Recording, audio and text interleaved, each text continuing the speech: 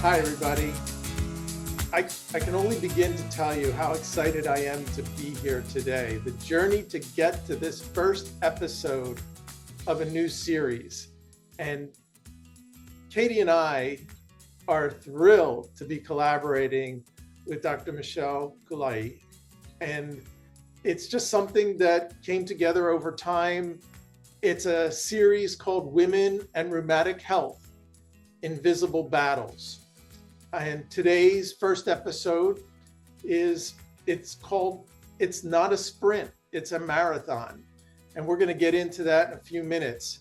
And I'm going to let Katie and Michelle share a little bit about themselves first. And as you may know, you've seen me on podcasts many times before. I'm founder, CEO of My Care Friends. And my why for this, and I'm going to ask them their why as well. My why for this program is that my mom has systemic scleroderma and has been on a crazy journey over the past 7 years. And I've been right there with her as her primary caregiver. And through that, I've spoken with many other women who have experienced the challenges of scleroderma and rheumatic health issues. So that's my why. So I'll pass it on to Katie and then we'll go to Michelle. Thanks so much, Todd. Yes, I'm Katie Seymour, VP of Programming and Community in My Care Friends. My why is really kind of twofold. It's an opportunity for us to share and learn from each other and information that really isn't talked about so much. And as a woman, a mom, and a partner, I think it's important to, and a friend. I have many friends who have these hidden diseases or invisible diseases, and I think it's important to get the word out there. And I just enjoy working with you, Dr. Michelle, so much, and I've enjoyed learning about you, and so grateful to have you here. Thank you. Thank you, Katie. Thank you, Todd. I appreciate this opportunity so much in being here and having this space to really talk about parts of care that in people that have women that have chronic rheumatic diseases that it's not, again, not talked about. And I think the psychological part of it has a huge role in one's health.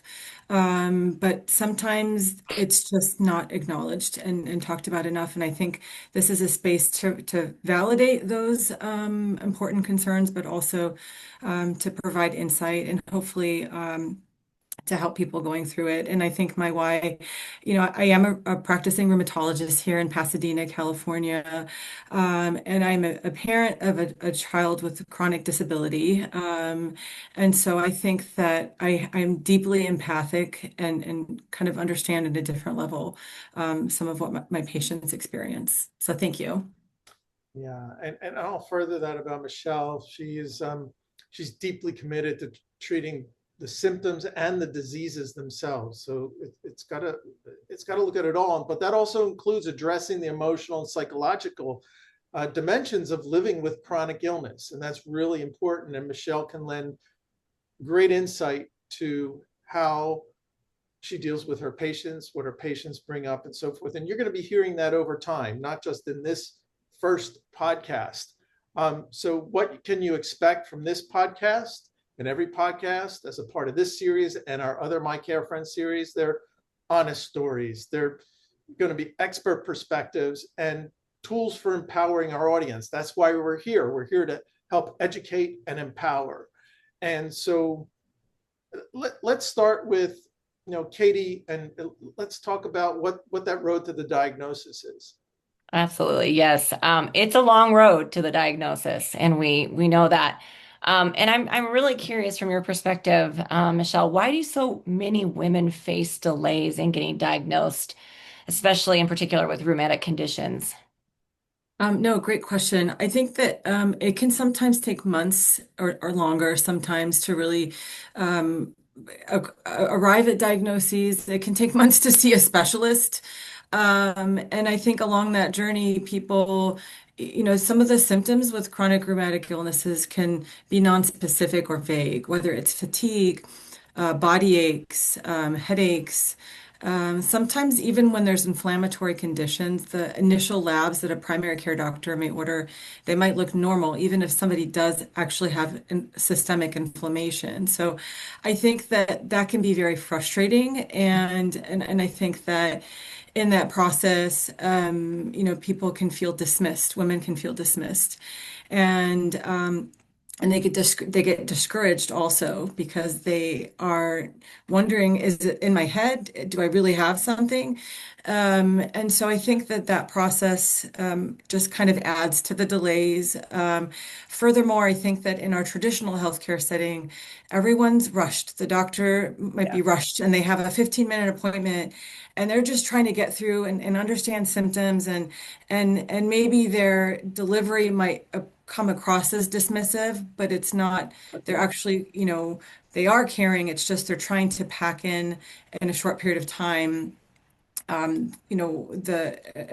evaluating symptoms. So I think that it's multifactorial in terms of why there's delays, but so those are some of the most important things that I can think of. Great I point. want to follow up on two things that you said.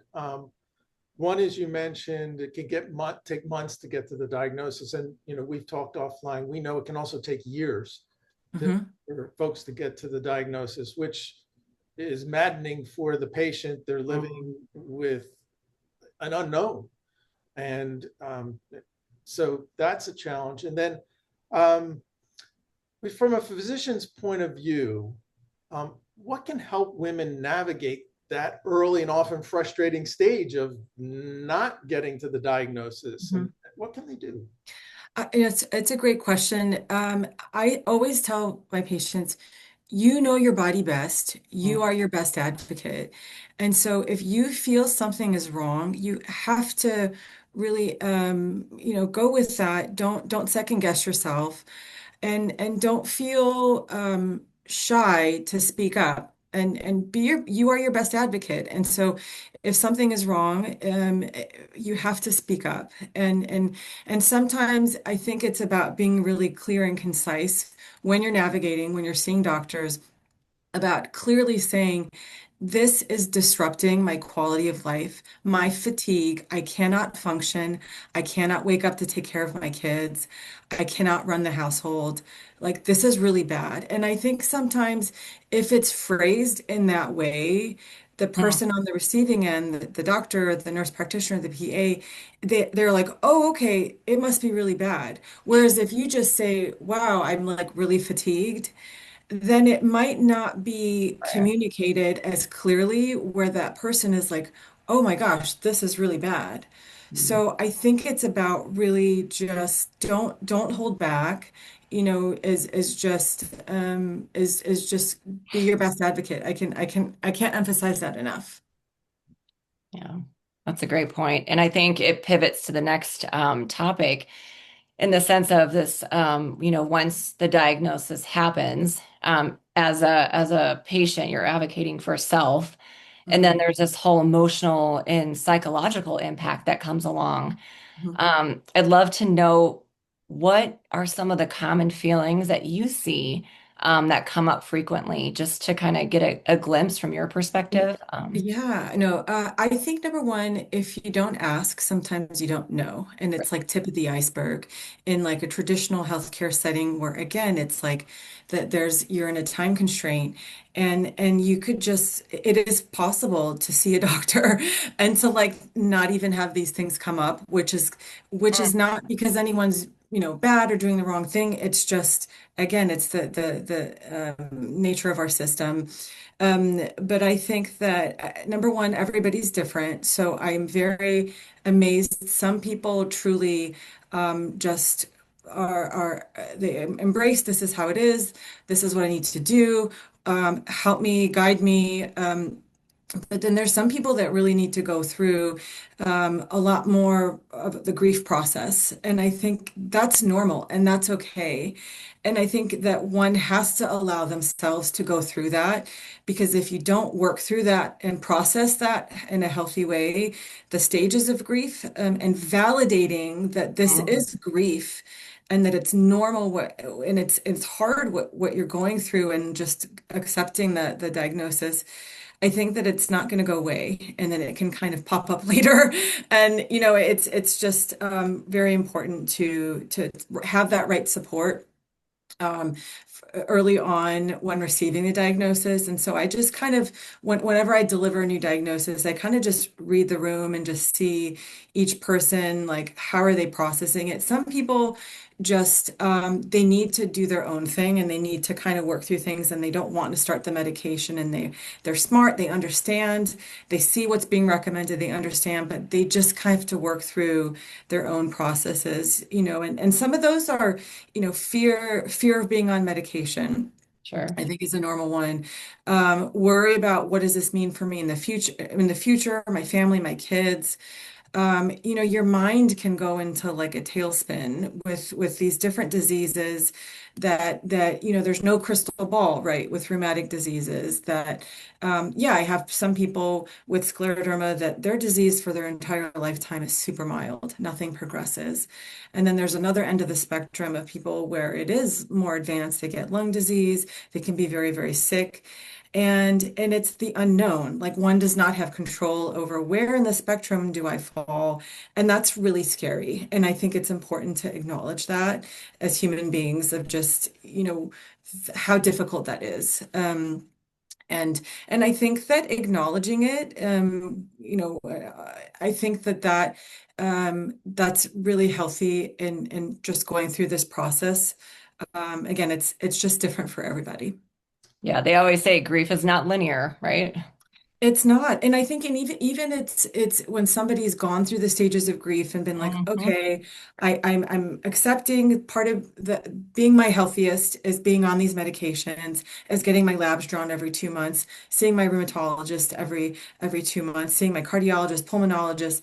I've accepted it. I have this huge support circle. But it's also normal, even when you've accepted it, to be like to have a day or a moment where you're Sure. like, oh. I think we're human, so I think it's also acknowledging that and validating that. Yeah, I'm gonna add a question in here because it dovetails to what we're talking about here, as well as a woman that I interviewed this morning who has scleroderma. Mhm. To your point, uh, I want to reiterate to the viewers that we have to understand that doctors have lives too, and they have a lot of stressors that are coming at them, and not just what do I do with my family and my kids and so on and so forth, but from the system that we're in overall and whatever hospital provider system that they're in may have certain things that they have to adhere to, and often they have 15 minutes and just Mhm. getting through everything is really tough. They want to be there for you as a viewer, as a patient. um, and in lies a challenge. So an example that this woman gave me this morning was when she was diagnosed, she was basically told, yeah, you have scleroderma, don't Google it, and you're going to die from it. And Oh my gosh. essentially paraphrasing what she was told. She Mhm. went out to the car and was just in tears, hysterically wondering, well, what's going to happen? What's going to pop up? When is this going to pop up? And so forth. So, as a rheumatologist, overall, and in those kind of situations, how do you incorporate emotional support when you don't have that much time? Yeah, well, number one, I think that that's really traumatic for anybody that's gone through what you just described, and that can't ever be minimized, and that having that level of chronic stress is not good for one's health.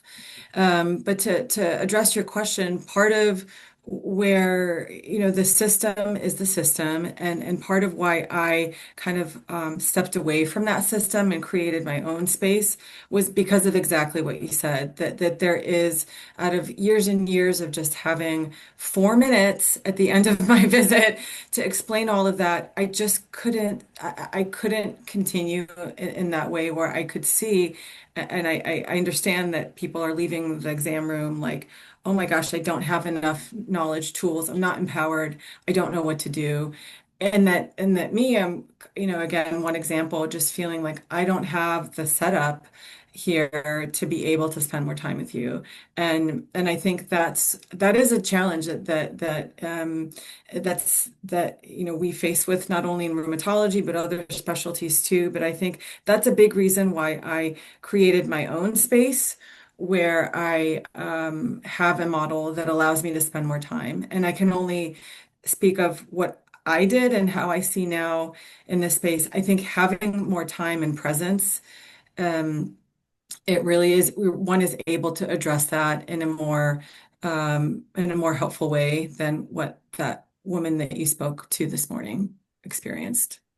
Yeah, those are great points. And, we talk a lot about collaboration at My Care Friends, and we love Mhm. collaborating like with you, but we also mean it on a global way. And so what does that mean to you when patients want to co-create, or why they should co-create their care plans?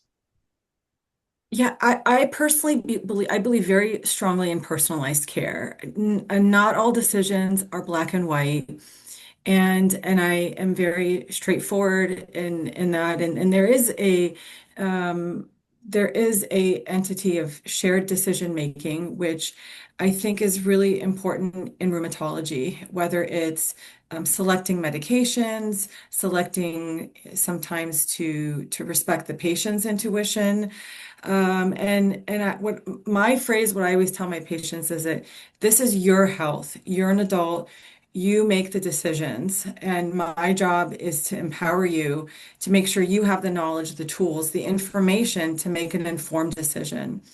And I can give you my recommendation. I can make a strong recommendation. But ultimately, I think it's about really allowing people to be involved in that dialogue. And I think people like that because it is not a one size fits all. And I think that it adds to building trust, having this model. And I think that it's I think it's a really important way to practice, I think. Yeah. To follow up, the very fact that we're having this conversation, I do believe that there is a shift with women and advocating for our health. And you spoke to this earlier, and this is truly one of my whys as well. Many women in our community, as a society, for so long have felt like they have to push to be heard. There's the lack of confidence or whatever it might be, and we know what it might be. Mhm. But I'd love to hear from you. What might help this shift in that dynamic, kind of as a whole, from your perspective? Yeah, I think going back to is just even if you have to write this phrase, put it up on your bathroom mirror. Like you are your best advocate. You know your body and don't ever second guess yourself. And the fatigue, the body aches, whatever those symptoms, even if they're vague, they're there and they bug you. And if they weren't bothering you, you wouldn't be bringing it to the doctor's attention. And I think that sometimes it is important to communicate that clearly, as I mentioned. And maybe that means, before the appointment, write down what your concerns are. You could put them in your notes on your phone. You could write them with pen and paper. It's just coming very prepared to the appointment, I think can be helpful.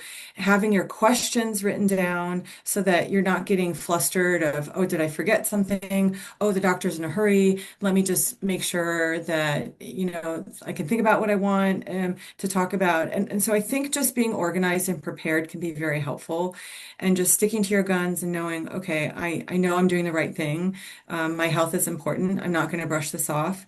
And I think lastly is surrounding yourself around a team of people that really understand your needs. And if your needs are not met in that setting, just keep going, keep moving on. Push forward, get other opinions until you feel like your questions are answered.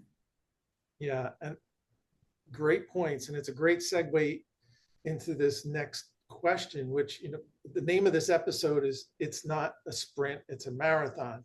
So what does that mindset mean in managing rheumatic illness? The way I think about it, I think number one, it's managing expectations. And when I was thinking about this question, I was thinking about a gentleman I saw last week. He has a diagnosis of this is dermatomyositis, and this is associated with a lot of muscle weakness. It's an inflammatory muscle disease, and he was working out a lot before he got his disease. He was healthy, he was strong, he was lifting weights, and now it's a totally different picture. He's getting better. He's on treatment, it's getting better, but it's not at the pace that one would necessarily think about. It's not, things don't happen quickly, but they are improving. And I think my point to him was just always to trust the path, remain hopeful, know that you will get there, but focus on the now. And the reason of the marathon analogy is, when I run marathons, I'm not thinking about mile 25 at mile two. I'm thinking about mile two at mile two, and I'm thinking, how is my mindset? How is my body? How do I feel in that moment? And that's a perfect analogy for women that are navigating through that want to get to that goal of, okay, I'm energetic, I feel strong, I don't have joint pain. You will get there. You have to trust that you will get there, but focus on what you can do now. Set small, meaningful goals, even just on a day-to-day basis, and embrace those goals. And I think that just kind of going in a slow and steady pace is really the ticket to success with these chronic rheumatic conditions. Yeah, I love the marathon. Um, yeah, I love that so much. Especially when we think about, to throw this out there, grief in terms of, it's not linear. Mhm. And what does this look like as you're helping women or your patients build a vision of long-term wellness that feels realistic and helpful while they're navigating this diagnosis process? Yeah, I think that it's again, healthy mindset is the most important, and knowing and trusting that you will make progress. It's moving the needle forward in any direction. You're moving the needle forward, even if it's small improvements. It's really important to embrace those, and that to be kind to yourself, not to beat yourself up, to really have a strong support system in place. And really, I think that having a healthy mindset, I think really helps in improving the chronic stress level that's associated with these diseases, and that really in the long term leads to better outcomes.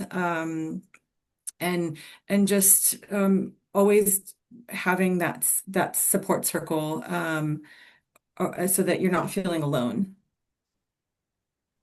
I love that. Yes. And we are coming up to time, but I love how you share the importance of support team. And one thing that comes to mind is the importance of, your medical support team, but your family and friends. I think too, oftentimes we, as humans want to be able to vent or share our stories and have conversations with our peers.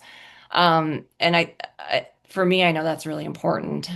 So, from your perspective, if you could say one thing to a woman who just received a diagnosis today, what would it be? I think that it's okay to not have all the answers at once. And I think that that's hard for people that want to plan, that want to have control. I think it's that it's a good lesson for life. There's so many things that happen that one does not have control over, and this is one example. And I think it's calling that out, but just trusting and knowing that, keep on the path that you know is right, with the things that we mentioned, and that you will succeed, you will improve, and that everything will be okay. Mm, Yeah. Wow. Well, time flies. And we are here at the end of our first episode. And thank you, Dr. Koolaee. And thank you, Katie, as always. We talked about a lot in this episode. It's setting the stage for those invisible battles.